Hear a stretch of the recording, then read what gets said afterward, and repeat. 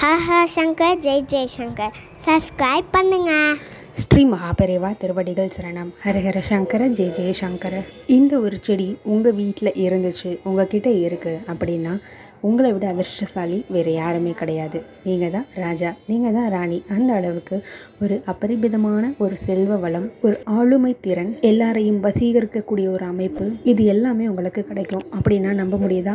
ஆமாங்க, உண்மைதான். இந்த ஒரு செடியை உங்கள் வீட்டில் வளர்க்குற முடியும் அப்படின்னா தாராளமாக வாங்கிட்டு வந்து வளங்க. உங்கள் வீட்டில் உங்கள் பிள்ளைங்க உங்கள் சொல்கிற பேச்சை கேட்குறதில்ல, வெளியில் போகிற இடத்துலையும் உங்கள் சொல்கிற பேச்சு யாருமே மதிக்க மாட்டேங்கிறாங்க அப்படின்னாலும் இதை தாராளமாக பண்ணுங்கள். நிச்சயமாக உங்களுடைய பேச்சுக்கு ஒரு மதிப்பு, மரியாதை எல்லாமே கிடைக்கும். அதோடு கூட பண வரவு அப்படின்றது ரொம்ப ரொம்ப தாராளமாக இருக்கும் உங்கள் கைகளில். அதே மாதிரி வீட்லேயும் தொடர்ந்து நல்ல விஷயங்களாகவே நடந்துக்கிட்டே இருக்கும். அப்படிப்பட்ட அற்புதமான ஒரு செடி என்னன்னு பார்த்தீங்கன்னா பவளமல்லி செடி.